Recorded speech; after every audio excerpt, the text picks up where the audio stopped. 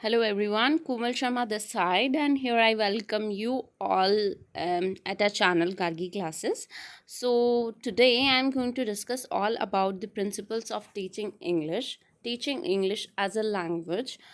तो बेसिकली मैंने कल का जो वीडियो अपलोड किया था that was all relevant to the basic और the bullet points to learn और टू टीच लैंग्वेज।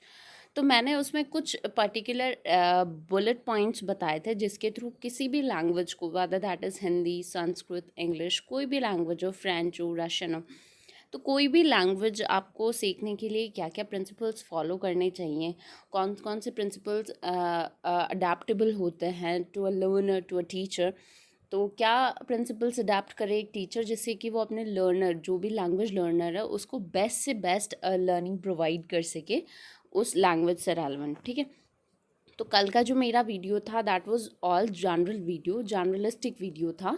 ठीक है, और प्लस आज का जो वीडियो मैं अपलोड करने जा रही हूँ, आज का जो मेरा पर्टिकुलर जो वीडियो लेक्चर है that is all relevant to the principles of teaching English with the exam point of view of REET के एग्ज़ाम पॉइंट ऑफ व्यू से मैंने आज का वीडियो बनाया। कल का जो वीडियो था दैट वाज जस्ट जनरलिस्टिक पॉइंट्स मैंने ऑप्ट आउट किए थे और वो वहाँ पे डिस्कस किए थे।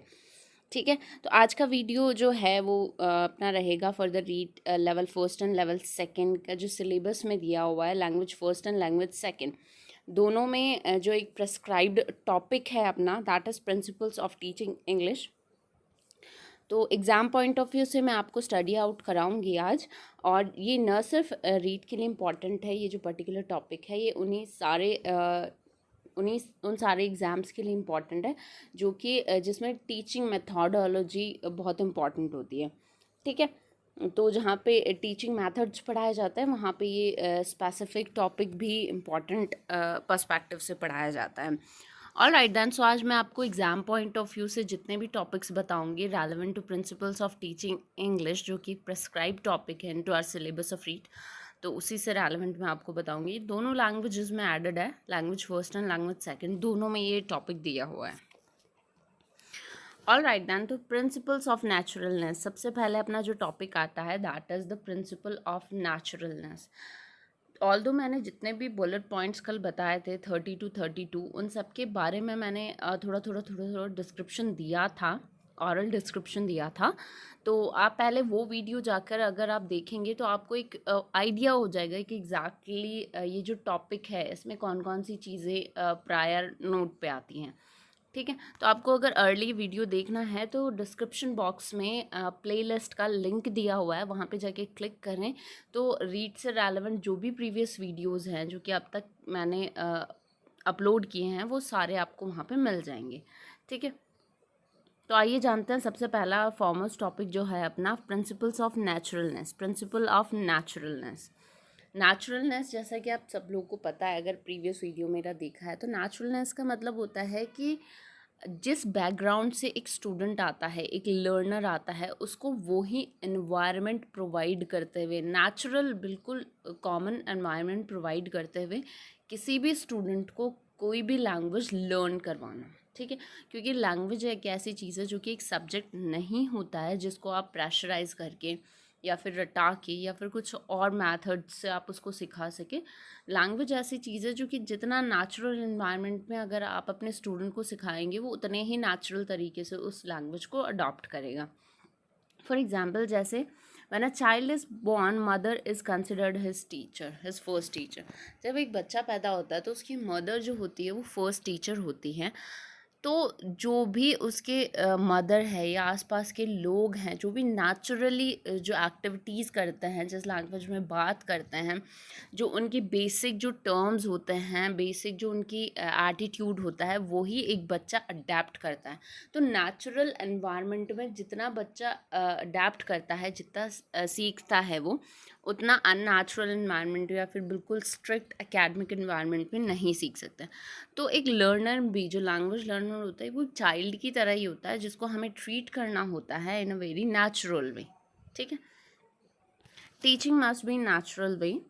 Teaching should be based one or two basic skills, that is listening and speaking. सबसे पहला जो टीचिंग का बेसिक स्किल होता है वो क्या होता है, लिसनिंग एंड देन स्पीकिंग। सबसे पहले सुनना एंड देन स्पीक करना। तो जितना नेचुरल वे में हो सकता है, जितना ट्राई करो। तो एक टीचर को बिल्कुल नेचुरली एक बच्चे से बात करनी चाहिए, अपने स्टूडेंट से बात करनी चाहिए। उसे जितना ज़्यादा हो सके सुनने पे उसको एम्फसाइज करना चाहिए कि वो जितनी ज़्यादा हो सके उस लैंग्वेज के बारे में सुने। तो जितना ज़्यादा लिसनिंग क्वांटिटी टाइम अगर ज़्यादा होगा तो स्पीकिंग जो है वो ऑटोमेटिकली इम्प्रूव होती जाएगी। क्योंकि कई बार क्या होता है, हम एक वर्ड को अगर 10 बार सुनते हैं तो 2 बार हम उसको रिपीट करते ही हैं, ये नेचुरल है। ठीक है, तो इस तरीके से हमें क्या करना है, जितना ज़्यादा हो सके एक बच्चे को एम्फसाइज करना है to listen that particular language priorly. उसके बाद में वो अपने आप वो जो स्पीकिंग है वो अपने आप शुरू कर देते हैं। Then come to another two skills, those are reading and writing. उसके बाद में दूसरी स्किल्स आती है, वो क्या है, रीडिंग एंड राइटिंग। सबसे पहले क्या आ गई, लिसनिंग एंड स्पीकिंग। उसके बाद में रीड करना शुरू करता है बच्चा and then start writing. That come automatically to the students. तो रीडिंग और राइटिंग ऑटोमेटिकली आती है जब बच्चा सुनने लग जाता है, किसी चीज़ को पर्टिकुलरली कैप्चर करने लग जाता है, ग्रास्पिंग उसका अच्छा हो जाता है, तो स्पीक करना शुरू कर देता है। स्पीकिंग अच्छी मतलब प्रॉपर एक लेवल पे आ जाता है सुन सुन के। तो रीडिंग भी एक क्वालिटी डेवलप होने लग जाती है इनटू द लर्नर, और उसके बाद में राइटिंग शुरू हो जाती है। तो ये 4 बेसिक स्किल्स है टू नो और to learn a particular language. Speaking will lead to writing and listening and reading. Speak जितना ज़्यादा बच्चा बोलेगा उतना ज़्यादा वो राइटिंग की तरफ जाएगा। ठीक है, और जितना ज़्यादा हम सुनते हैं, जितना ज़्यादा सुनोगे उतना ज़्यादा रीडिंग क्वालिटी बेटर होगी। तो एक कनेक्टिविटी होती है between the speaking and writing, between listening and reading. तो स्पीकिंग और राइटिंग का तो लर्नर का काम हो गया, और लिसनिंग और रीडिंग मतलब जितना अच्छा हम उसे सुनाएंगे, जितना सही हम, जितना करेक्ट तरीके से, जितना ऐप्ट तरीके से हम एक एज अ टीचर अगर स्टूडेंट को वही लैंग्वेज सुनने पे एम्फसाइज करेंगे तो वो उतना ही अच्छे से रीड भी कर पाएगा। A child learns to speak in natural atmosphere as he learns the mother tongue only by listening. He does not have to make an extra effort into that. तो एक बच्चा जो है जितना नेचुरल एनवायरनमेंट में, नेचुरल एटमोसफेयर में जिस language को सीख सकता है उतना अननेचुरल एनवायरनमेंट में नहीं सीख सकता है। जैसे एक छोटा बच्चा होता है वो नेचुरली अपने सराउंडिंग से, सर्कमस्टांसेस से, from mother, from father, from the beings who are living by his और हर साइड, जो उसके साथ में रहते हैं, उनकी एक्चुअली लैंग्वेज सुन सुन के वो खुद बोलना सीख जाता है। तो वैसे एक लर्नर भी होता है, लैंग्वेज लर्नर भी, जितना नेचुरल एटमोसफेयर उसको प्रोवाइड होगा उतना ही नेचुरली, उतना ही जल्दी वो उस लैंग्वेज को एग्जैक्टली ग्रेस्प करेगा। जस्ट पर्सन सजेस्ट, यहाँ पे जस्ट पर्सन क्या सजेस्ट करते हैं, the very first lesson in a foreign language ought to be devoted to initiating the pupil into the world of the sounds. सबसे पहला जो कोई भी लर्नर होता है जो फॉरेन लैंग्वेज को सीखना चाहता है, जो उसकी खुद की मदर टंग नहीं है, तो सबसे पहले उसका डिवोशन क्या होना चाहिए, उस स्टूडेंट अपने पपल के लिए जो एक टीचर का डिवोशन होना चाहिए कि वो उसे उस वर्ल्ड ऑफ साउंड्स, मतलब उसे सिर्फ बातें सुनने के लिए एम्फसाइज किया जाए। तो सबसे पहले जैसे ही कोई लर्नर आपकी क्लास में आता है, कोई स्टूडेंट आपके कांटेक्ट में आता है, जो लैंग्वेज आप उसे सिखाना चाहता है, आप उस लैंग्वेज को कॉमन कर दो, बात कर, ताकि उस लर्नर का जो हेजिटेशन है towards learning that foreign language वो रिमूव हो जाए। तो जितना ज़्यादा हो सके एक लर्नर को क्या करना है, आपको नेचुरल एटमोसफेयर प्रोवाइड करना है। ऑल राइट देन, सो ये हो गया अपना first point which is all according to the exam point of view of REET. ठीक है, यहाँ पे जस्ट पर्सन का सजेशन मैंने आपको बता दिया है। ऑल राइट, नेक्स्ट जो पॉइंट है अपना वो है principle of learning by doing. Next जो पॉइंट है that is principle of learning by doing. तो language focus to develop 4 skills that those are listening, speaking, reading and writing. Language learning के ये 4 बेसिक स्किल्स है जो आपको हर कहीं देखने को मिलेंगे, और ये इनका प्रॉपर ऑर्डर है LSRW। एग्जैक्टली आपको रटना ही है क्योंकि बहुत बार ये एग्जाम में पूछा जाता है, the proper order of learning a language. So that is listening, speaking, reading and then writing. A child learns effectively by doing. जब लर्नर कोई भी चीज़ सीखता है तो वो तभी सीखता है जब वो प्रैक्टिकली उस चीज़ को इम्प्लीमेंट करता है। All right, he learns the language by model reading. वो लैंग्वेज को किस तरीके, किन किन मैथड्स के थ्रू ईजीली सीख सकता है इन अ नेचुरल एनवायरनमेंट, तो वो होता है through model reading, through imitation reading, through silent reading, through writing dictations and spellings which is essential। तो इस तरीके से जितना ज़्यादा हो सके, अगर कोई स्टूडेंट, अगर कोई लर्नर प्रैक्टिकली किसी चीज़ को इम्प्लीमेंट करता है, वो प्रैक्टिकली रीड करता है, किसी भी इमिटेशन, कोई भी इमिटेटिव चीज़ को रीड करता है, कॉपी करता है, उसको साइलेंटली रीड करता है, राइट करता है, डिक्टेट करता है वो स्टूडेंट, और प्लस स्पेलिंग जो कि इम्पॉर्टेंट है उसको बार बार रिपीट करना, लिखना, ये सारी चीज़ें अगर एक्चुअल प्रैक्टिकली अगर स्टूडेंट को कराई जाए बाय अ टीचर, तो वो जो लर्नर है वो उस लैंग्वेज को बहुत आसानी से सीख सकता है। ठीक है, ये हो गया अपना सेकंड पॉइंट। थर्ड पॉइंट है principle of vocabulary. Vocabulary principle मतलब जितना हो सके वर्ड्स बहुत इंपॉर्टेंट होते हैं किसी भी सेंटेंस को फॉर्म करने के लिए। कोई भी लैंग्वेज आपको सीखनी है तो आपको वर्ड्स पता होने चाहिए, बहुत इंपॉर्टेंट होती है वोकैबुलरी। उसका मतलब आपको पता होना चाहिए, उसका यूजेस आपको पता होना चाहिए। ठीक है, the main objective of teaching English is to increase the vocabulary of the students. So English पढ़ाने का मेन टारगेट होता है कि किसी भी स्टूडेंट की वोकैबुलरी को स्ट्रॉन्ग करना। जब तक किसी स्टूडेंट की वोकैबुलरी स्ट्रॉन्ग नहीं है, जब तक आपको वर्ड्स ही नहीं पता है, उनके यूसेज ही नहीं पता है, तो आप किस तरीके से एक लैंग्वेज को सीख सकते हैं, थोड़ा इम्पॉसिबल होता है। There are two types of vocabulary, दो तरीके की वोकैबुलरीज होती है। Those are passive vocabulary and the active vocabulary. अब इन दोनों में डिफरेंस क्या होता है? The words which are recognised and understood but never used in written spoken come in passive vocabulary, but on the other hand the words which are understood are as speaking and writing come in active vocabulary। तो जो words सिर्फ हमें पता है, ठीक है, जो ज़रूरी होते हैं जानना, जिनको समझ हम जाते हैं, रिकग्नाइज हम कर लेते हैं, पर डेली बेसिस पे जो स्पीकिंग में काम में नहीं आता उसको क्या बोलेंगे? Passive vocabulary. तो ऐसे वर्ड्स, ऐसे वोकैबुलरी जो कि हमें पता है, जिसको हम समझते हैं, जिसको जानना भी ज़रूरी है, अंडरस्टैंड करना भी ज़रूरी है, रिकग्नाइज करना भी ज़रूरी है, पर उसे डेली बेसिस पे यूज़ नहीं करते। बहुत सारे ऐसे वर्ड्स होते हैं। और एक्टिव वोकैबुलरी क्या हो गई? ऐसे वर्ड्स, ऐसी वोकैबुलरी जिसको हम अंडरस्टैंड भी करते हैं, रिकग्नाइज भी करते हैं और इसे डेली बेसिस पे यूज़ भी करते हैं। बहुत सारे आपको ऐसे वर्ड्स मिल जाएंगे, बहुत सारे आपको ऐसे वोकैब्स मिल जाएंगे जो आप डेली बेसिस पे यूज़ करते हैं। उसको क्या बोलेंगे? एक्टिव, एक्टिवली किसी चीज़ को रिपीट करना। और पैसिव का मतलब विच इज़ नॉट एक्टिव, जिसको हमें पता है, हमें ध्यान में रखना है, पर वो डेली बेसिस पे यूज़ नहीं आते इन स्पीकिंग। तो क्या हो गया? Principle of vocabulary.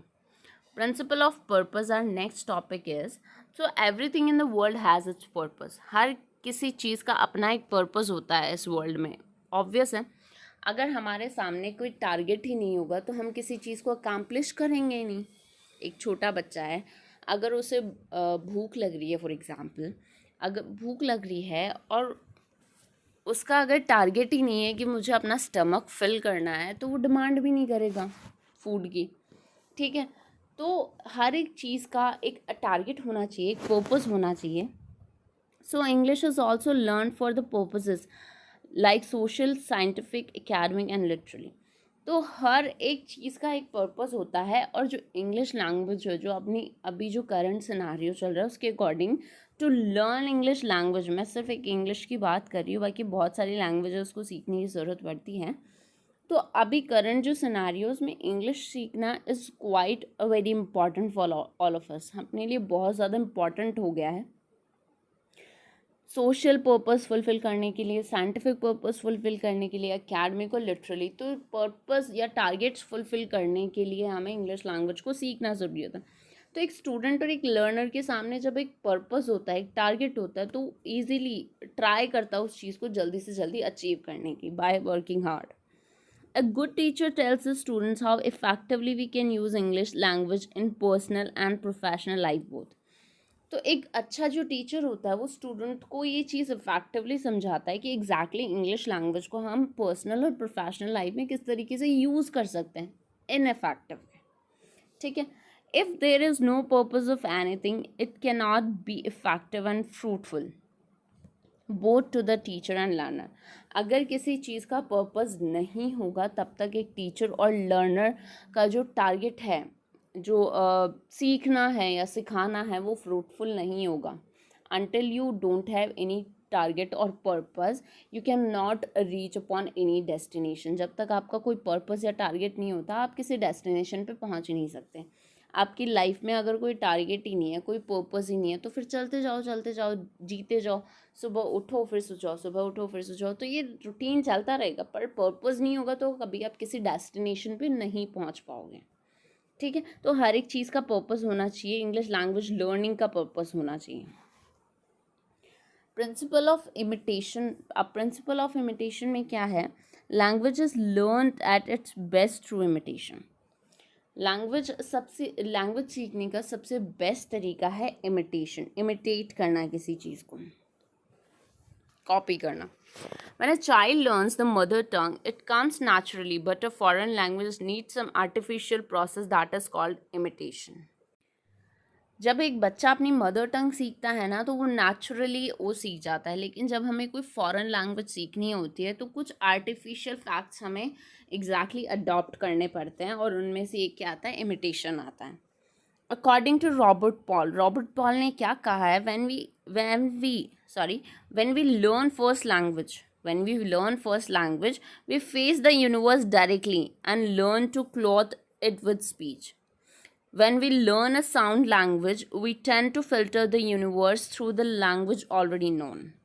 अब इसमें क्या बताया गया है? रॉबर्ट पॉल ने क्या बोला है? जब हम कोई फर्स्ट लैंग्वेज सीखते हैं तो हम पूरे यूनिवर्स को डायरेक्टली फेस करते हैं. ठीक है, डायरेक्टली सुनते हैं. कोई आर्टिफैक्ट्स नहीं होते, कोई आर्टिफिशियलिटी नहीं होती है, कोई इमिटेशन कॉपी कुछ नहीं होता है. हम डायरेक्टली उस चीज़ को फेस करते हैं और हम लर्न करते हैं और स्पीच को सीख जाते हैं नेचुरली. ठीक है, जब हम फर्स्ट लैंग्वेज मदर टंग सीखते हैं तो.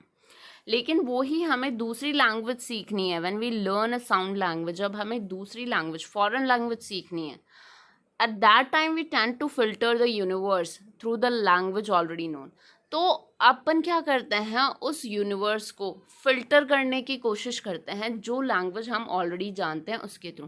फॉर एग्जाम्पल, अपनी हिंदी मदर टंग है, तो फ्रॉम द वेरी बिगनिंग, जब छोटे थे तब से लेके हमें हिंदी लैंग्वेज सीखने में कहीं कोई प्रॉब्लम नहीं आई.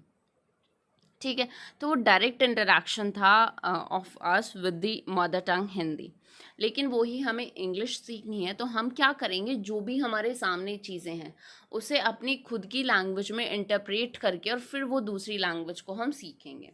तो ये रॉबर्ट पॉल का कहना है. Small children mostly use imitation. छोटे बच्चे हमेशा इमिटेशन का यूज़ करते हैं. Good speech is the result of imitation of good models of speech. तो good models of speech result होता है of a good imitation. A teacher uses audio video ads to provide good model of reading, writing, pronunciation, etc. तो एक अच्छे teacher को क्या करना चाहिए? एक अच्छा ऑडियो वीडियो प्रेजेंटेशन प्रोवाइड करना चाहिए, मॉडल रीडिंग प्रोवाइड करनी चाहिए, राइटिंग, प्रोनाउंसिएशन. तो ये सारी चीज़ें विजुअलाइज्ड होनी चाहिए, फ्रंट में होनी चाहिए. ठीक है, जब भी आप किसी को कोई लैंग्वेज पढ़ाएं तो सारी चीज़ें प्रेजेंटेबल होनी चाहिए, प्रैक्टिकल लगनी चाहिए. स्टूडेंट्स को ये लगना चाहिए, लर्नर्स को, कि सारी चीज़ें हमारे सामने जा रही हैं, तो वो बेटर लर्निंग की तरफ उन्हें प्रोसीड करेगा और वो लैंग्वेज को जल्दी सीखेंगे. प्रिंसिपल ऑफ हैबिट फॉर्मेशन में क्या है? As one's habits need practice except for example singing, dancing as well as language also need practice. तो इसमें बताया गया है कि जैसे सिंगिंग है, डांसिंग है, कोई भी एक्टिविटीज़ होती है, कोई भी आर्टिस्ट का काम होता है, पेंटर होते हैं, तो वो रेगुलर हम जो प्रैक्टिस करते हैं तो वो चीज़ बहुत अच्छी होती जाती है हमारी. ठीक है, उसमें इम्प्रोवाइजेशंस होते जाते हैं, उसमें क्लैरिटी बहुत अच्छे से आती जाती है. वैसे ही एक लैंग्वेज है जो कि हमेशा एक प्रैक्टिस की डिमांड करती है. एक लैंग्वेज को हम कॉन्टिन्यू बोलेंगे ना, कंटिन्यू यूज़ में लेंगे, प्रैक्टिस करेंगे, तो वो लैंग्वेज पक्का हमें अच्छे से बोलनी आ जाती है. Habit brings things Fairlie automatically. Habit, किसी भी लैंग्वेज को सीखने के लिए हमें उसको अपनी हैबिट बनानी है. एक टीचर को एम्फसाइज करना है स्टूडेंट्स को कि वो उस लैंग्वेज को अपनी हैबिट में अडेप्ट कर लें, ठीक है। The habits lie in one's personality deeply and reflect through speech, behaviour and thinking. जो हैबिट होती है वो एक पर्सन की पर्सनालिटी में होती है, जो कि दिखाई देती है, रिफ्लेक्ट होती है जब वो बात करता है, स्पीच करता है, उसके बिहेवियर में, उसके थिंकिंग में, ठीक है। Similarly language is an instrument of all the subjects that should automatically, according to Palmer ने क्या कहा है, language learning is essentially a habit forming process during which we require new habits. Language learning essentially एक habit forming process होता है during which we require new habits. किसी भी language को हमें सीखना है तो नई हैबिट्स को हमें डेवलप करना पड़ेगा, और उन्हीं न्यू हैबिट्स में हमें उस लैंग्वेज हैबिट को फॉर्म आउट करके फिर सीखना है, ठीक है। तो अपने को कोई भी लैंग्वेज सीखनी है तो उसको हैबिट बनाना है कि उसी लैंग्वेज में सुनना है, उसी में हमें पढ़ना है, उसी में हमें लिखना है और उसी में हमें बात करनी है। तो अगर आप हैबिट बना लेते हो उस लैंग्वेज लर्निंग को, उस लैंग्वेज को, तो वो ऑटोमेटिकली नेचुरली आपको आने लग जाएगी। द हैबिट्स में बी ऑफ स्पेलिंग लर्निंग की habit, intonation, proper accent, listening sounds, reading aloud with articulation, appropriate speed, silent reading, using words properly, learning correct structures and good handwriting। तो ये सारी चीज़ों को हमें क्या करना है, एक हैबिट बना लेनी है। जैसे एक मदर टंग हम सीखते हैं तो नेचुरली हम सीख जाते हैं, पर सेकेंड लैंग्वेज सीखने के लिए हमें कुछ आर्टिफैक्ट्स लगाने पड़ेंगे, उसको अपनी हैबिट एक्चुअली बनानी पड़ेगी, उसके लिए हमें एम्फसाइज़ करना पड़ेगा कि हम उस हैबिट को एक्चुअली अडेप्ट करें, उसको फॉर्म आउट करें। स्पेलिंग लर्न करना सीखिए, रोज़ साउंड्स को सुने, ठीक है, एक्सेंट प्रॉपर देखें, ज़ोर ज़ोर से जो भी रीडिंग अपनी हैबिट्स है उसको इम्प्रूव करें, ठीक है, प्रॉपर यूज वर्ड्स का यूज़ करें, ठीक है, करेक्ट स्ट्रक्चर्स का यूज़ करें, अच्छी हैंड राइटिंग में आप लिखें। तो इन सारी चीज़ों से क्या होगा, आप इजीली दूसरी लैंग्वेज को सीख जाएंगे, फॉरेन लैंग्वेज को सीख जाएंगे। Principle of motivation and interest. अब क्या आता है, principle of motivation and interest. Everything is learn when we have proper motivation to take interest in that. हर एक चीज़ में प्रॉपर अगर मोटिवेशन हमें मिलता है तो उसमें इंटरेस्ट भी अराइज होता है। अगर एक टीचर कंटिन्यूअसली अपने स्टूडेंट को मोटिवेट करता है उस लैंग्वेज को सीखने के लिए, अगर कोई टीचर मोटिवेट करता है अपने खुद के स्टूडेंट्स को, तो उनमें जो स्टूडेंट्स होता है, जो लर्नर्स होते हैं, उनमें ऑटोमेटिकली वो क्यूरियोसिटी, वो इंटरेस्ट अराइज होता है to know that thing. Similarly a teacher must motivate the students to take interest in learning. हमेशा एक टीचर को मोटिवेट करना चाहिए स्टूडेंट को, एक लर्नर को, उस लैंग्वेज को सीखने के लिए। Motivation is two type. Motivation के बेसिकली दो टाइप्स होता है। The first one is, so first जो है मोटिवेशन का टाइप वो है intrinsic and the second one is extrinsic। तो intrinsic का मतलब क्या होता है, a child himself is motivated by his own desires and ambition। एक तो वो स्टूडेंट्स होते हैं जो खुद ही मोटिवेटेड होते हैं किसी चीज़ को पाने के लिए। दूसरे क्या होते हैं, जो एक्सट्रिंसिक होते हैं, a child is motivated by the atmosphere created by the language teacher। दूसरे वो होता है जिसको लैंग्वेज टीचर मोटिवेट करता है उन लर्नर्स को उस लैंग्वेज को सीखने के लिए। तो एक तो सेल्फ मोटिवेटेड होता है पर्सन, और एक डिपेंडेंट होता है फॉर द अदर्स मोटिवेशन।